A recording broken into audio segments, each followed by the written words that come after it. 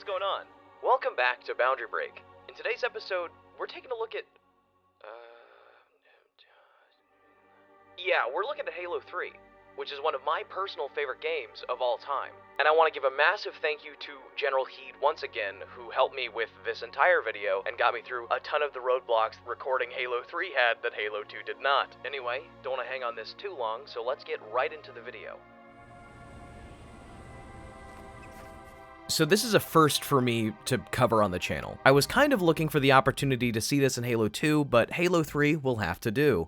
So in case you guys didn't know, when you play a first-person game, the arms that are rendered on your screen are actually a separate model from the rest of your body, and they're only rendered on your screen from your first-person perspective. Now, because these models differ, this allows for unique animations like reload animations that can be tuned for a first-person perspective rather than using the third-person animation set. So yeah, if you didn't know, in a first-person game, your character is pretty much just a set of floating arms. And the same goes for Halo. And there's a couple of principles that I can go over that apply to most of the guns. So for every weapon, when you reload, the magazine that you end up taking out of the gun is also the same one that you put back in. In some of the animations, that requires the magazine to teleport back into the hand, but for a lot of them, they don't even end up leaving the hand. And for weapons like the Brute Shot, where the thing you reload goes in through the top and it's like this kind of chain of objects, that chain of objects exists inside the gun at all times and just pops out of the bottom into your character's left hand before they reload. A similar weapon that does this would be the Fuel Rod Cannon, where it's kind of just the same thing as the Brute Shot, though it's a bit more obvious in this case. And much like the cutscenes, because they're tailor-made to be seen from one angle, they can get away with a lot of jank and you would be none the wiser. Like, basically the entire shotgun. The right arm has its shoulder set in kind of the wrong position. It's a little too close to the rest of the arm. So during the idle animation of just standing there or shooting and even reloading kind of, this back right arm is just kind of wobbling all around to an excessive degree. There's some other weird stuff too. You can kind of see this at full speed, but I slowed it down to make it easier. But the animations kind of reset every time that you put in a shell. And so this left hand is constantly resetting to be upside down rather than looping back into the animation properly. You can also see that the shotgun shell that you put in through the top of the gun is the same one every time. It just sort of phases through the left side and then goes right back into the hand. And the strangeness doesn't have to be allocated to the reload animations either. Sometimes it's just on the model itself. Take the assault rifle, for instance, where elements of the front of the gun, like the barrel and flashlight, are just missing. Now, I can't say if this is for performance or anything in particular, but you don't see the front of the gun for any of the animations, and so they didn't feel the need to include them. A much more egregious example of this exact same thing is with the Spartan Laser, where normal view looks a-okay, perfectly fine. Taking the camera around the side, though, reveals that it's half a gun. The other half is just not rendered. Another weird weapon is the Mauler, because while you hold the gun with two hands in third person, in first person, you're only holding it with one, and so your other arm is just dangling straight at your side, and doesn't animate until the reload. Except for the melee, where the fingers kind of twitch. So maybe you did originally hold this with two hands, or there's some sort of animation error that they never corrected. There's also a lot of camera trickery as far as the positioning of the gun goes. Quite a few weapons, like the Needler for example, are angled upwards to appear as though they're shooting forward from your perspective. And every weapon has its own unique shoulder position, with the longer guns having the shoulders more kind of where they'd be, and the shorter weapons having the shoulders pushed way further up to have the gun fit on screen properly. So as you're swapping weapons, you can just assume that the shoulders are moving all over the place. And if you've ever wondered what dual wielding looks like in Halo 3 from a different perspective, well, here you go. And then you also have the reload animations, where most of the action ends up happening off screen, and from another perspective, we can see what actually happens.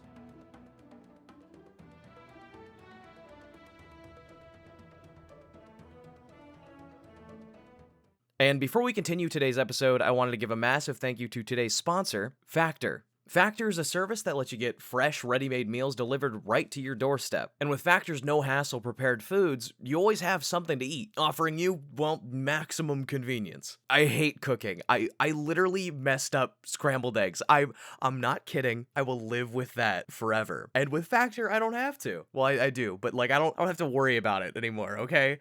And since Factor's meals are fresh and ready-made, on your end, you don't have to plan or prep, so meals come together in just a couple minutes. And with more than 27 meal options every week, there's something for everyone. So use my link or go to go.factor75.com and use code POGSHESAYS60 for 60% off your first box. Thanks again to Factor for sponsoring today's video, but with that all said, let's get right back into Halo 3.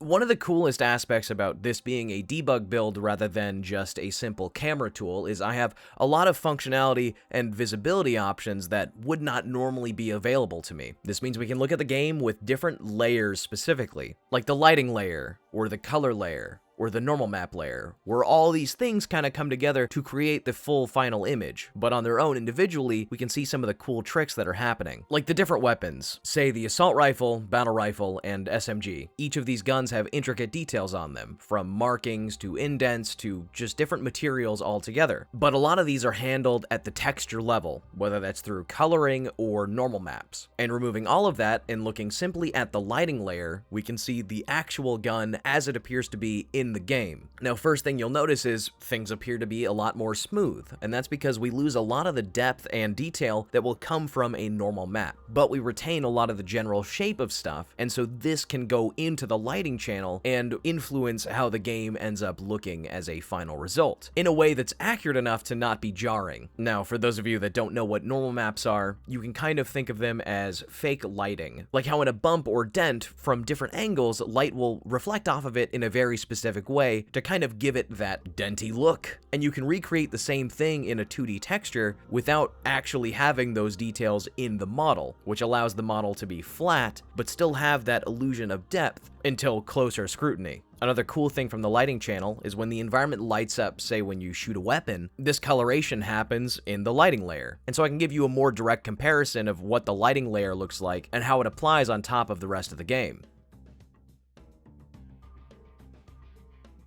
A fun little additional thing that I can spawn in is the lighting reference objects, which are these little spheres that are used throughout the development process to dial in lighting for a number of things. And in this case, there's also a separate object to look at reflections.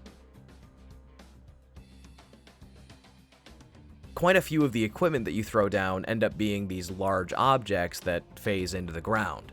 And so for the bubble shield, which is comprised of like 4 layers, by the way, it is a giant sphere that is mostly gone because you usually place it on the ground. And so it has the appearance of a dome. But the actual object is still always a sphere, or the portable cover, which almost always is flat on the ground. But the sides of the shield extend way into the floor. This extension beyond being flat might be to help protect you when you're throwing it, or it might be so that you can put it on the edge of a platform and still have it cover you completely. But that goes into game balancing and stuff like that, and I don't want to speculate too hard, so I'll move on. Unfortunately, we don't have any low poly birds for this episode. Now, I know what you're thinking. Low poly birds, they're kind of my thing, right? Not really my thing. They were Shesez's thing, but you know, I kind of co-opted them. I'm a bird owner, right? I love birds, but I have something a little crazy. What if I told you that we have Halo 3 rat? Yes, it's here. We have it. We have low poly Halo 3 rat. But yeah, the rat is pretty fully modeled. It's got eyes, front teeth, a full body, legs, and a tail. So they didn't end up skipping out on any of the details that really make a rat a rat.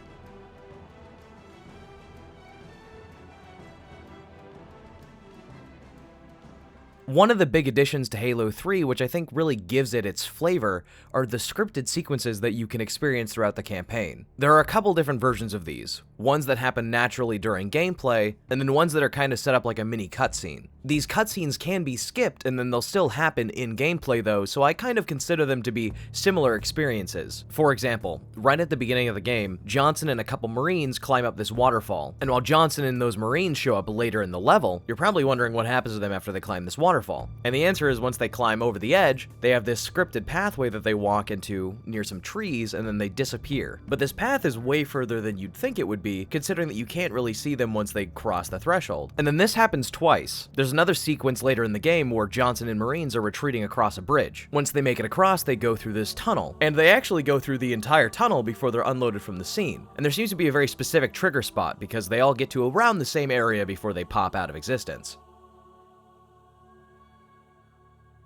And then right after that, there's this scene where Johnson is thrown into a tiny little building, and from the normal player perspective, you can't really see what happens once he gets thrown in there. But what happens is, as soon as he's thrown in, his animation is frozen once he hits the ground, and then he's teleported into place where you'll end up finding him later, behind this shield thing.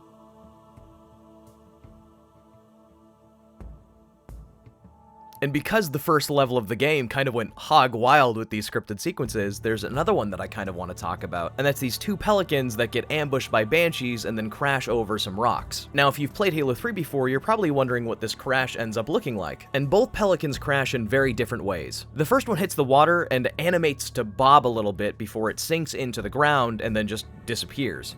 But the second one, as you know, has a much more terrible time and hits the rock before flipping over. Once it flips over the rock, though, it just falls straight down and doesn't interact with the water at all. And I know what you're thinking. Isn't one of these pelicans meant to be the one that you find crashed later in the level? And yes, you're right. But it's important to note that because you can't see these crashes fully, there's no reason to fully animate either of them making it to the actual crash location of Johnson's pelican. But you can see the crashed pelican asset loaded into this scene. We can see a similar thing on the mission The Ark, where just after you walk through a door, a longsword comes in and crashes out of view. And in a similar vein to the pelicans, there's not an in-depth crashing animation. The crashed longsword is always there, and the longsword that is crashing is just animating coming from one side, going to the other, and then disappearing. The rest of the effect is up to camera shake and sound.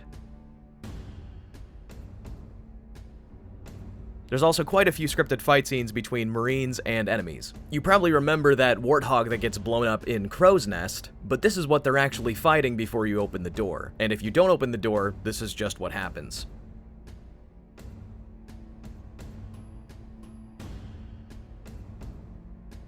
And then in Floodgate, you have this scene where Marines are fighting invisible flood forms that spawn in and then chase them, and then after the Marines cross the threshold of visibility, they just collapse and die. Just a little bit after this, there's a scene where a whole bunch of flood jump onto these Marines. And as a kid, I always tried to save all of them, and I just thought it was impossible. But I kept holding out hope that maybe one day I could. Well, I have some bad news. So 2 of the Marines are scripted to become infected regardless of the outcome, which is just kind of sad.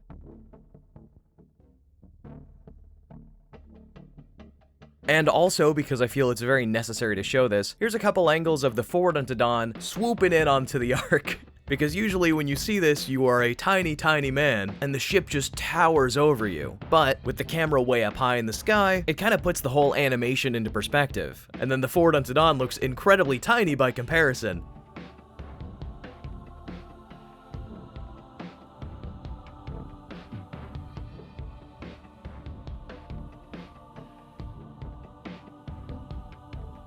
Now, because I covered cutscenes in so much depth in Halo 2, I'm not going to do the same thing in this video, just because I don't want to repeat myself so much.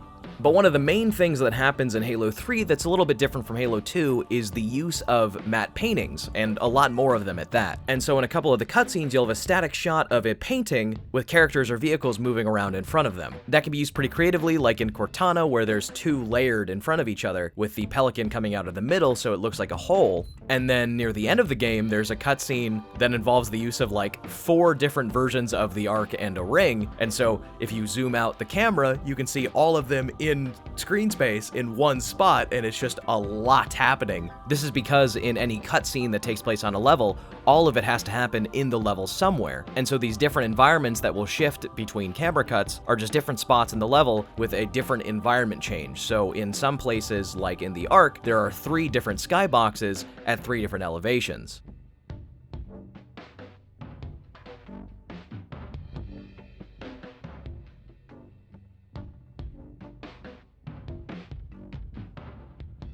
And I don't have a lot more to talk about, so a couple highlights would be when the replacement ring rises up out of the ground. It is massive, it is really big, but it is only a slight segment of a total ring. And then there's a whole bunch of other goofy looking shots that I can show in the background, like in the intro cutscene where it cuts to a first-person shot from the Master Chief's perspective. And in order for them to have a first-person shot without clipping into Master Chief's helmet, they have to crane his neck upwards towards the sky. There's also this one part in the intro cutscene where there is a Cortana model stored just outside of the camera's perspective. Other than that, most of the cutscenes are sort of like examples that I showed off in Halo 2. So definitely check out that video if you haven't seen it already.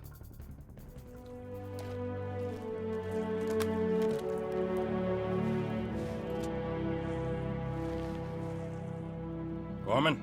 His armor's locked up. Gel layer could have taken most of the impact.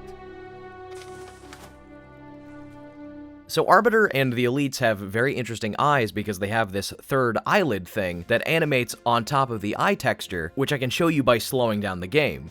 which looks kinda strange, but not as strange as him trying to sit in a Pelican, which is made for people butts, not an Arbiter butt. And that Pelican pilot is not actually a pilot. Despite that model being in the game, there are just 2 default Marines as pilot and co-pilot rather than having the pilot model. And because you can barely see them throughout the game and they're usually invisible, here's a closer look at a stealth brute before they actually end up turning, invisible. And they have this really goofy looking helmet with a laser eye coming out of the front.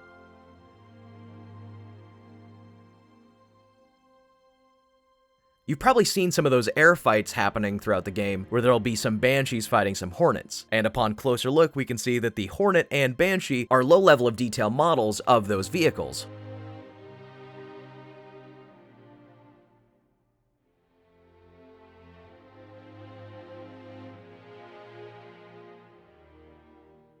And in Crow's Nest specifically, there's this ship that's hanging outside the hangar, and taking the camera around it, we can see that it is just rendered on one side. There is no other half.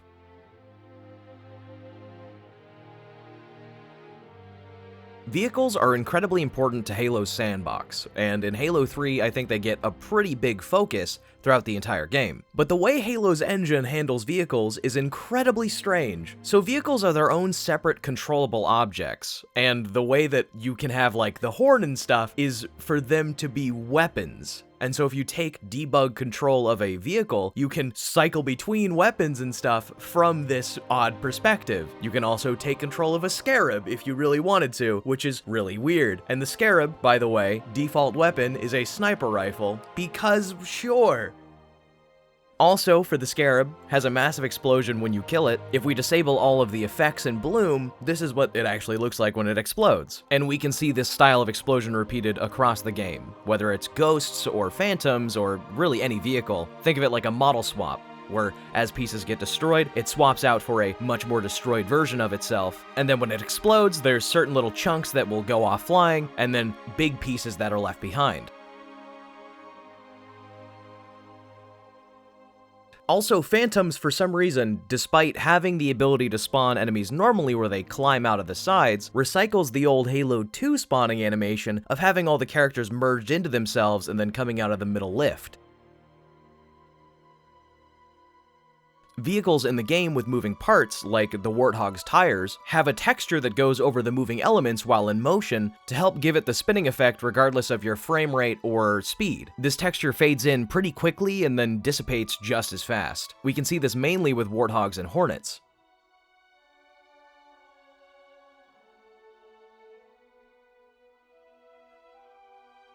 To close the video out, I just wanted to go over a couple things real fast. Once again, like in Halo 2, the rocket launcher and fuel rod projectiles do exist, but this time in much higher detail. Different weapons have different muzzle flashes depending on what their barrel ends up looking like, which I think is a really cool detail. When you swap weapons in third person, it's actually moving the weapon from your hands to your back, and if we slow down the game, we can see that happening kind of in real time. So the Spartan Laser is really convincing because it looks like a pretty good laser, but it's just 2 perpendicular textures. But for some reason this one's like really convincing, like I can't believe it even still.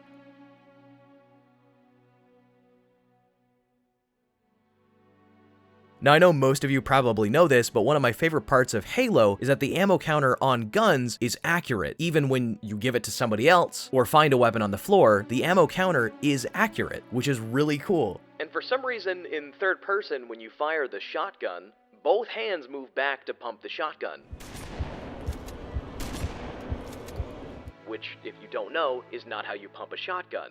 And before we finally close this video out, I wanted to give a fly around to some of the maps to show just how efficient they're built. So often you'll have large areas that are just completely void of anything, like some mountains that are kind of layered in a way to where you can't see them when you're normally standing there. Or the storm above Voy being just 3 big ol' layers of different things to give the appearance of a storm spinning around like a vortex. These areas are dense with content and world building and a whole bunch of cool stuff. Like there's this one map that's just full of these kind of ring debris objects all over the place. And the Arc Portal itself is like this huge thing, and it's in a ton of the maps, even in Crow's Nest outside the window. So there's like a level of consistency that the world gives based off of the map design itself, which is really cool to see. And I think is probably my personal favorite element of map design of the Halo games, is how consistently they flow together as maps. Because I think their interconnectedness and level of consistency between different locations really offers that sense of world. And even though I can't show it all in one go because of how the game renders environments, I just really wanted to talk about it. So yeah, that's the main bits that I wanted to cover today, and I really appreciate you guys watching this episode. Once again, if you have any comments and concerns, please leave them down below. As you guys know, Shesez is on vacation, so you'll have another video from me in 2 weeks. And I just want to reach out a thank you again to General Heed, who has been a saint in this recording endeavor on pretty much everything. So go check out his channel, give him some love, please. He deserves it. He's been a real help. But that's going to be it for me, so I hope you guys have a fantastic day, whatever day you watch this, and I will see you guys in my next episode. Have a good one. And before I forget to mention, in the storm, there is a vent with a fan that says "DeSus" on it. So, you know, Bungie predicted Among Us and all that. I don't know. Video's over.